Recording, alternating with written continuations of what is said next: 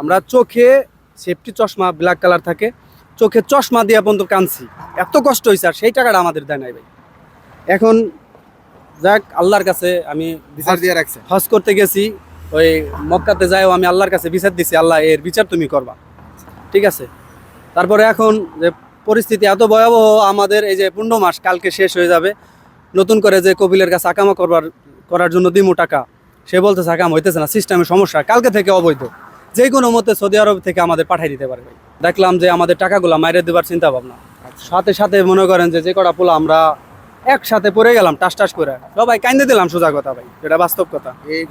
এই গরমের মধ্যে কাজ করছি ভাই, বেতন না পাইলে আরো আইছি নতুন বিদেশে, চোখের পানি টপ টপ করে পড়তেছে, মানে এত খারাপ লাগছে। পরিবার পরিজন ভাই ব্রাদার আত্মীয় স্বজন সবাই ফালায় ধুয়ে আইছি একটু পরিবার হাসি মুখে রাখার জন্য। অবশ্যই এই সৌদি আরব কেউ আইসেন না ভাই, অনেকের ভালো লাগে যে বিমানে উঠমু, টিকটক করমু, সবাই পারলে আমি পারবো না কে ভাই, ঠিক আছে পারবেন, এই সৌদি আরবটা 4 আঙ্গুল কপাল ভাই, ঠিক আছে।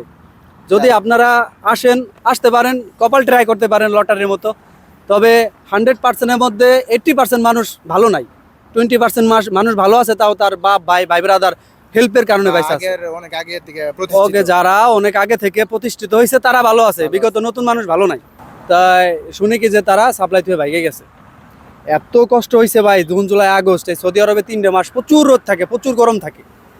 এই গরমের মধ্যে আমরা যে কটা পোলাবান কাজ করছি, প্রত্যেক কটা পোলা কাঁদছি আর কাজ করছি রোদের মধ্যে।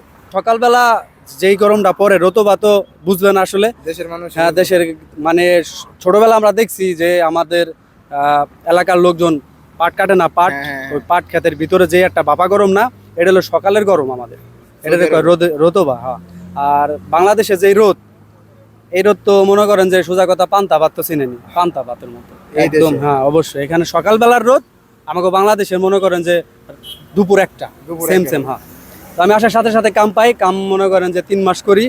3 মাসের মধ্যে মনে করেন কি যে আমি যেই সাপ্লাইতে কাজ ঢুকি, এটা হলো ইন্ডিয়ান এক সাপ্লাই।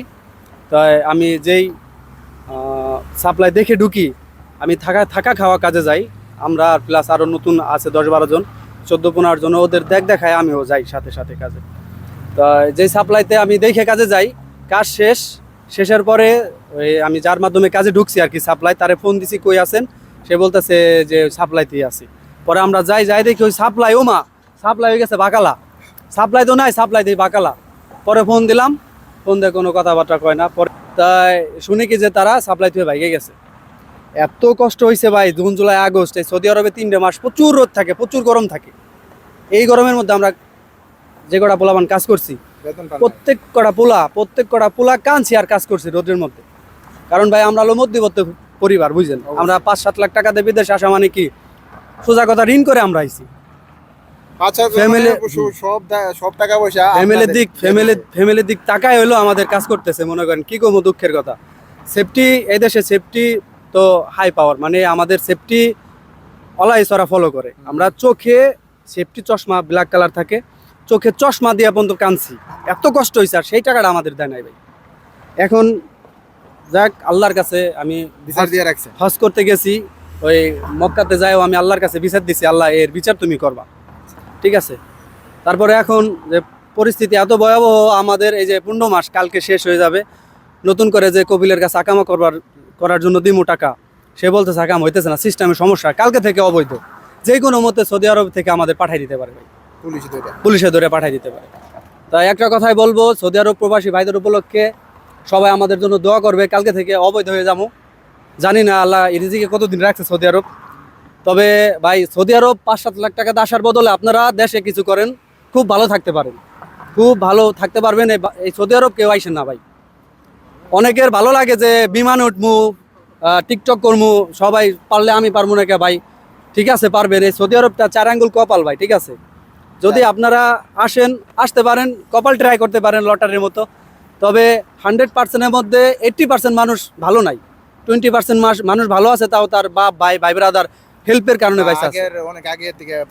যারা অনেক আগে থেকে প্রতিষ্ঠিত হয়েছে তারা ভালো আছে, বিগত নতুন মানুষ ভালো নাই। তাই ভালো থাকবেন ভাই। আচ্ছা।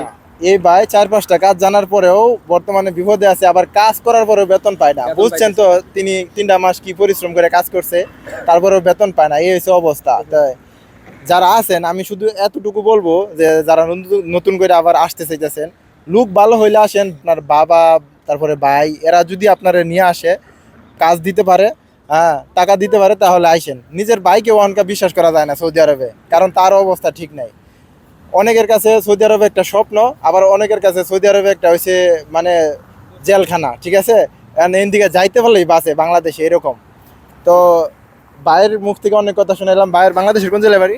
আমার ফরিদপুর জেলা ভাঙ্গা থানা নাসিরাবাদ ইউনিয়ন। আচ্ছা, তো এই ফরিদপুর জেলার ভাইয়ের জন্য সবাই দোয়া করবেন, যাতে সে খুব দ্রুত আকামা করতে পারে, পাশাপাশি একটা ভালো একটা কাজের জায়গায় যাইতে পারে, এবং তার বাবা মায়ের স্বপ্ন সহ তার যে একটা স্বপ্ন আছে সেটাও যেন সে পূরণ করতে পারে, আর বাংলাদেশের যেন রেমিটেন্স পাঠায় আরো উপরের দিকে নিয়ে যাইতে পারে। ভালো থাকেন, সুস্থ থাকেন, এবং সকল প্রবাসীদের জন্য দোয়া করবেন। আসসালামু আলাইকুম।